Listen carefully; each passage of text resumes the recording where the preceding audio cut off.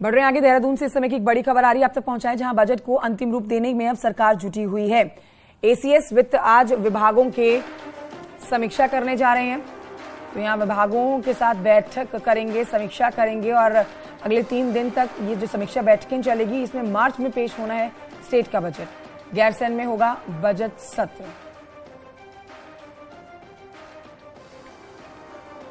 ACS वित्त विभागों के साथ आज करने वाले हैं समीक्षा और 3 दिन तक ये मंथन यूं ही चलेगा, क्योंकि मार्च महीना है जब बजट गैरसैंण में सत्र चलना है, पेश होना है। इससे पहले ये समीक्षा बैठकों का दौर चल रहा है। अगले 3 दिन बेहद महत्वपूर्ण हो जाते हैं। समीक्षा बैठकें लगातार चल जाएंगी। मार्च में पेश होगा स्टेट बजट, जिस पर पूरे प्रदेश की निगाहें रहने वाली हैं। सुनील नप्रभात और जानकारी के साथ जुड़ गए हैं। सुनील नप्रभात, गुड मॉर्निंग। आज का दिन बहुत खास हो जाता है, क्योंकि आज और आने वाले 3 दिन जो हैं वो समीक्षा बैठकों के साथ उस दौर के साथ चलने वाले हैं, जहां पर प्रदेश की जनता को बहुत उम्मीदें हैं कि इस बार बजट में हर क्षेत्र में कुछ ना कुछ बड़ा मिलने वाला है। गैरसैंण में ये बजट सत्र होगा, क्या तैयारियां की गई हैं? आज समीक्षा बैठक होगी, कितने बजे शुरू होगी, कौन बड़े अधिकारी वहां मौजूद रहेंगे? गुड मॉर्निंग कंचन।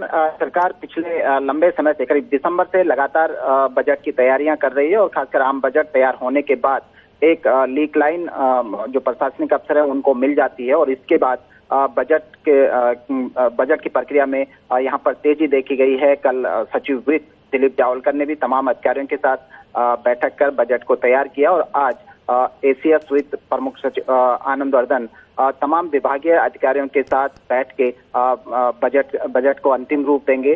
3 दिन का ये समय रखा गया है, 7, 8, 9 लगातार तीनों दिन बजट को लेकर बैठकें चलेंगी और इस बार के बजट से, खासकर जिस तरह से आम बजट को तमाम वर्गों ने एक बैलेंस बजट करार दिया, उसी तरह से उत्तराखंड को भी अपने स्टेट बजट से बहुत सारी उम्मीदें हैं और जिस तरह से सरकार ने भी इशारा किया है कि उनकी कोशिश होगी कि यहाँ पर अधिक से अधिक एम्प्लॉयमेंट यहाँ पर जनरेट किया जा सके, खेती किसानी को यहाँ पर प्रमोट किया जा सके, सर्विस सेक्टर को प्रमोट किया जा सके, तो इसके लिए बजट पर आम लोगों की भी नजर है। और इस बार खासकर जो बजट सेशन है वो मार्च दूसरे सप्ताह में आयोजित किया जा सकता है और ये बजट सेशन जो सरकार का कहना है, संसदीय कार्य मंत्री का कहना है कि बजट सेशन गैरसैंण में आयोजित होगा, तो सरकार 2 तरह से एक मैसेज देगी। एक तो गैरसैंण में जो ग्रीष्मकालीन राजधानी है, पिछले 2 साल से यहाँ पर एक भी सेशन नहीं हुआ, वहां पर बजट सेशन कराया जाएगा। करीब 10 दिन के आसपास ये बजट सेशन हो सकता है और दूसरी ओर एक शानदार बजट पेश करके भी जनता को एक संदेश गैरसैंण से दे सकती है। जी, शुक्रिया आपका सुनील नप्रभात, जानकारी के लिए। बैठक पर नजर बनाए रखिएगा।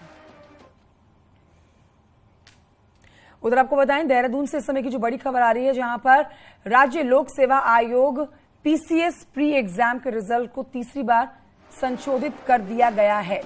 रिजल्ट में आयोग ने उत्तराखंड की महिलाओं को 30% आरक्षण दिया है। उत्तराखंड मूल की महिलाओं के आरक्षण के चलते पूर्व में क्वालिफाई कर चुकी दूसरे राज्यों की 3247 महिला कैंडिडेट बाहर हो गई हैं। 23 से 26 फरवरी के बीच में पीसीएस मुख्य परीक्षा का एग्जाम होना है।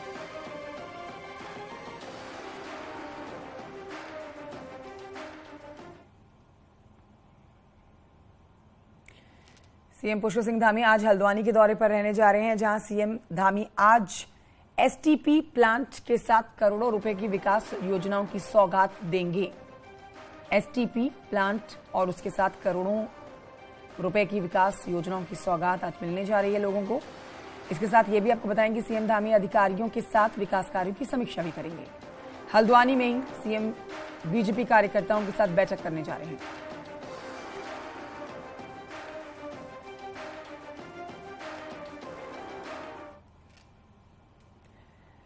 उधर चमोली जिले में आज ही के दिन रैणी आई प्राकृतिक आपदा को 2 साल पूरे हो गए हैं।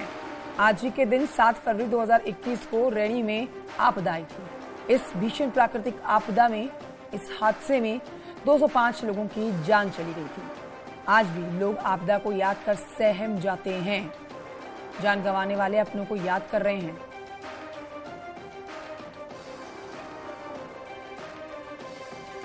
चमोली जिले में आज के दिन रैणी आपदा आई थी। ये एक प्राकृतिक आपदा थी जिसके 2 साल पूरे हो गए हैं, लेकिन आज भी जिन लोगों ने इस आपदा को देखा है, झेला है, उनके मन में डर बरकरार है। 7 फरवरी 2021 को ये रैणी आपदा आई थी। भीषण प्राकृतिक हादसे में 205 लोगों की जान चली गई थी। अपनों को खोने वाले आज भी अपनों को याद कर रहे हैं। आज 2 साल पूरे हो गए हैं।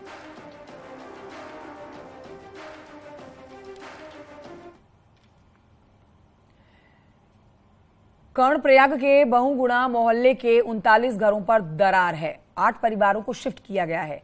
कुछ लोग अपने रिश्तेदारों के यहां ठहरे हुए हैं। उत्तराखंड सरकार ने एक समिति गठित की है जो कि भूस्खलन होने की स्थिति का आकलन करेगी। डीएम का कहना है कि लगातार मॉनिटरिंग की जा रही है। प्रभावितों को हर संभव मदद देने का प्रशासन भरोसा दे चुका है और प्रशासन इस समय मौके पर स्थलीय निरीक्षण भी कर रहा है।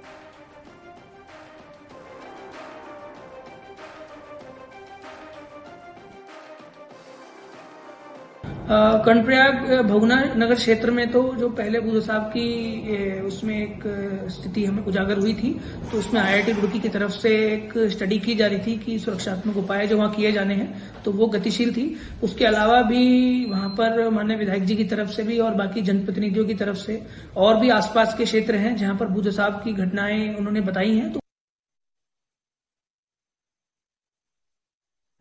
उत्तराखंड अनुसूचित जनजाति आयोग के अध्यक्ष मुकेश कुमार जोशीमठ पहुंचे, जहां उन्होंने अनुसूचित जनजाति मोहल्लों का निरीक्षण किया। पिछले काफी दिनों से अनुसूचित जनजाति आयोग को जोशीमठ में शिकायत मिल रही थी। अनुसूचित जनजाति के लोगों के साथ भेदभाव किया जा रहा है। इस मामले की गंभीरता को देखते हुए मुख्यमंत्री पुष्कर सिंह धामी ने आयोग के अध्यक्ष को जोशीमठ भेजा। निरीक्षण करने पर पाया गया जोशीमठ में स्थिति सामान्य है, प्रभावितों की मदद की जा रही है। आयोग के अध्यक्ष ने कहा कि जोशीमठ में कोई भी भेदभाव नहीं हो रहा है।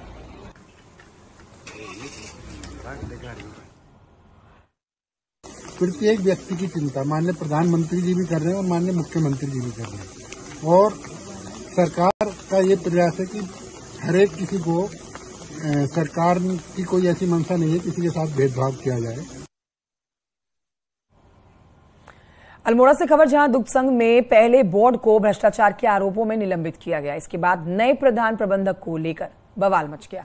कर्मचारियों ने कार्य बहिष्कार करते हुए सरकार से आदेश को निरस्त करने की मांग की। कर्मचारी अपने वेतन, दुग्ध उत्पादों को भुगतान समेत कई मांगों को लेकर कार्य बहिष्कार पर चले गए। दुग्ध मंत्री ने सभी समस्याओं के जल्द समाधान की बात कही। हमारे जो देयक हैं 2-3 साल से हमें जो है DA नहीं मिला है, हमें 7th पे भी नहीं मिला है, और हमारा जो है 6th पे का अभी तक जो है एरियर तक जो है नहीं मिला है। अल्मोड़ा दुग्ध संघ सोसाइटी आपको मालूम है उसको भंग किया गया है, उसका 4 CDO को दिया गया है और वहाँ पर एक नए GM पोस्ट किए गए हैं, और अगर वो ठीक काम नहीं करेंगे तो उनको भी हटाया जाएगा। जो अधिकारी अच्छा काम नहीं करेगा उस अधिकारी को रहने का कोई अधिकार नहीं है। ये सरकार बहुत स्पष्ट रूप से ये आदेश दे चुकी है कि जो ड्यूटी दी जा रही है उसको पूर्ण तरीके से निभाए, अगर नहीं निभाएंगे तो उसको कहीं ना कहीं उस पर एक्शन होगा। अब बढ़ते हैं आगे। मौसम की बात करें तो यहां आपको जानकारी दें कि उत्तराखंड में 5 जिलों में मौसम बदलने के आसार हैं। उत्तरकाशी, चमोली, पिथौरागढ़, रुद्रप्रयाग के साथ ही बागेश्वर में आज संभावना है कि हल्की बारिश होगी। 3000 मीटर तक के इलाकों में बारिश, बर्फबारी की आशंका मौसम विज्ञान ने जताई है। हरिद्वार और उधम सिंह नगर में हल्का कोहरा रहेगा। तो देखिए, आज बागेश्वर में हल्की बारिश होने के आसार हैं। जाहिर तौर पर हल्की बारिश हो, तेज बारिश हो, ठंड बढ़ेगी ही बढ़ेगी।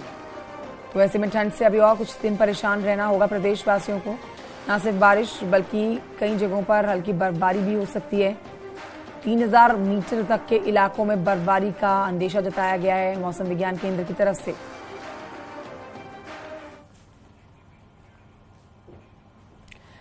तो 5 जिलों में मौसम का मिजाज बदलने जा रहा है। चमोली में एक बार फिर से मौसम बदल गया है। सोमवार को चमोली के ऊंचाई वाले इलाकों में जमकर बर्फबारी हुई। निचले इलाकों में बारिश और ओली, बद्रीनाथ धाम, हेमकुंड साहिब में दोपहर के बाद अचानक से बर्फबारी शुरू हो गई। देखते ही देखते ओली में 1 से 2 इंच तक बर्फ जम गई। निचले इलाकों में बारिश हुई।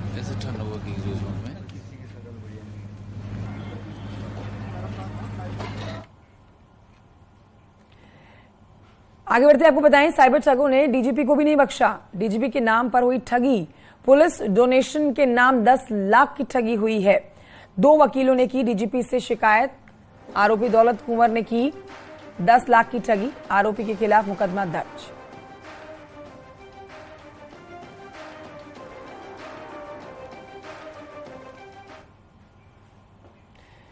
उत्तरकाशी डोंडा ब्लॉक के सीरी गांव के राजराजेश्वरी मंदिर में मां ज्वालापा देवी की भक्ति में भक्त डूबे हुए नजर आए।